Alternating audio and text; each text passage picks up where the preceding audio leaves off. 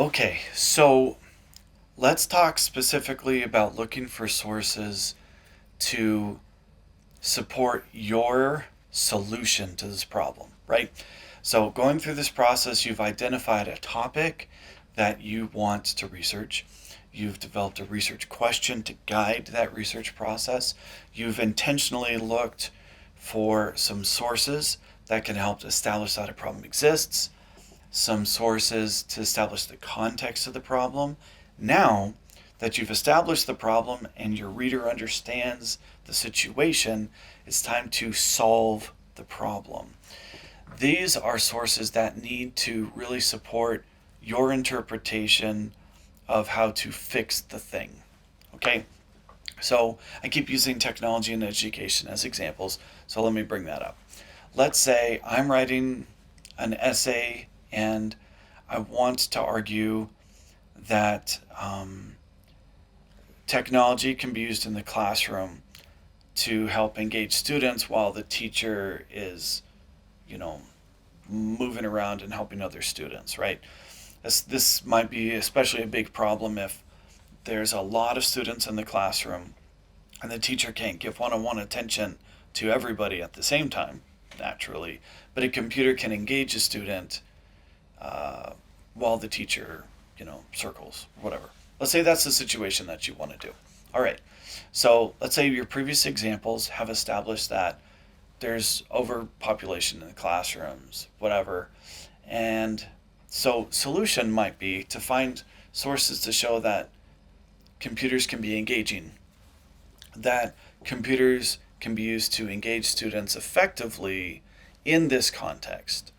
Um, those are the kinds of sources that you can start picking at part of the problem, especially if someone has found that this can be a solution. Good examples might be original studies where someone actually conducted an experiment, maybe in a classroom. Maybe they surveyed students, maybe they observed the use of something like this in a classroom. That would be really good. Now, again, that's just an example.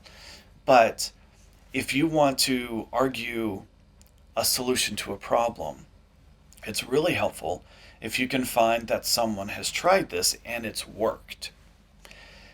Now, what if this is a novel approach? No one has tried this approach before.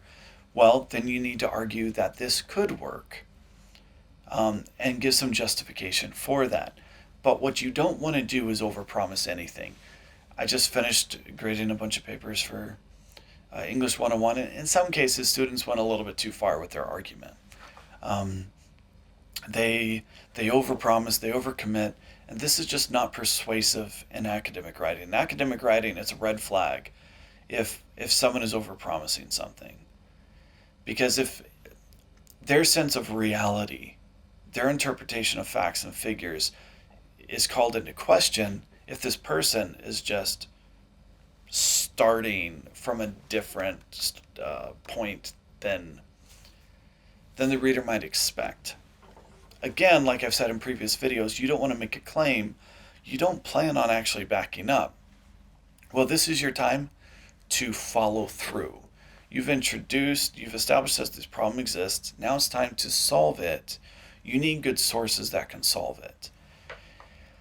And it's really good if you can try to avoid biased sources that are just giving their opinion on the topic. Because that's not nearly as persuasive as, so here's the problem. So this situation, they've tried it and it worked. That's incredibly effective. Saying that, well, this should work because of this, this, and this, is not as effective because you can't confirm that it worked. Does that make sense? So, if you're doing this as part of my class, for this assignment, to wrap it up, you need a total of 10 research sources. And by the time you get to this video, you've probably got about 3 or 4 sources left. So make sure that you find good quality sources. Try to avoid bias if possible. The more rigorous, the more academic, the better, because it's just going to be a lot stronger when you try to persuade someone else. That doesn't mean you can't use like a news article or something else, But I would discourage you from going to a source that's clearly biased because um, they may agree with your solution. That might be where you came up with the idea, and it's okay to give credit. But unless there's some sort of data, there's some sort of research to back up that the solution would work, it's not nearly as persuasive. Does that make sense? So I would encourage you to try to find as much data to back up the solution as possible. Maybe it's worked to a degree, it's worked in this other country, it's worked with this group of people before, and now you want to apply it in a different situation. That's okay, because you can see the logical connection. Um, but again, in addressing an opposing viewpoint, which is very relevant here, you also don't want to minimize the opposing viewpoint, discredit it, or just ignore it altogether. Because that shows you aren't treating the situation seriously. And that's not persuasive either. So you may need to respond to opposing viewpoints and then find a source to back up why your side is going to work. And if you can show where it has worked, that's even better. All right. I hope that that's helpful. Good luck as you finish finding the sources for your research essay.